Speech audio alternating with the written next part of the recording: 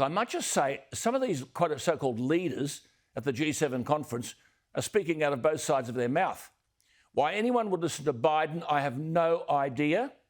Why anyone would let him near a press conference, I have no idea. This is elder abuse. Why the media almost universally refuse to say that this is an embarrassment reflects not only on Biden, but on the media. Listen to this nonsense about Libya and Syria. And for example, the rebuilding of Syria, of Libya, they're there. Provide food assistance and vital assistance to a population that's in real trouble. I think I'm going to try very much hard to. It is. And by the way, there's places where I shouldn't be starting off and negotiating in public.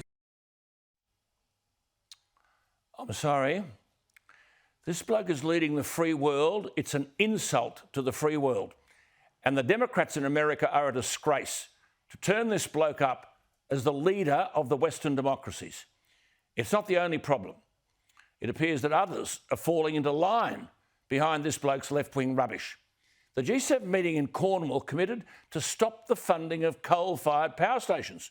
But China produces a third of all global emissions, which exceed those of the EU and the US combined. And the growing nations in our part of the world, India, China, Bangladesh, Vietnam, they've recognised that the road to prosperity is cheap, dependable electricity, and they're building coal-fired power stations. Biden's talking about cutting emissions by 50% by 2030, and these G7 leaders have committed to stop funding coal-fired power stations. Now, Scott Morrison was a guest. Did he commit to this?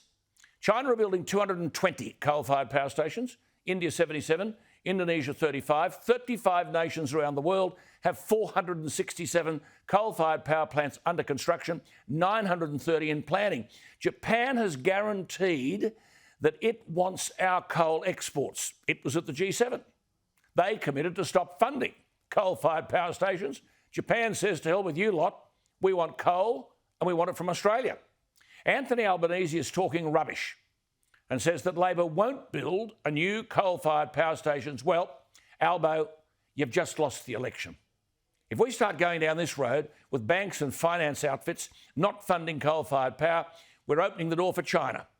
And through its Belt and Road Initiative, China will continue to fund hundreds of coal plants throughout the developing world and gain worldwide influence in return. I said last night when Bridget McKenzie brilliantly argued that the National Party will not be setting targets for net zero emissions and that coal will be an important part of the energy equation, I said that she single-handedly pulled the National Party back into relevance. But I repeat, if Albanese wants to go on with this business about demonising coal-fired power, as Joel Fitzgibbon has said over and over again, Labor will be in the political wilderness forever.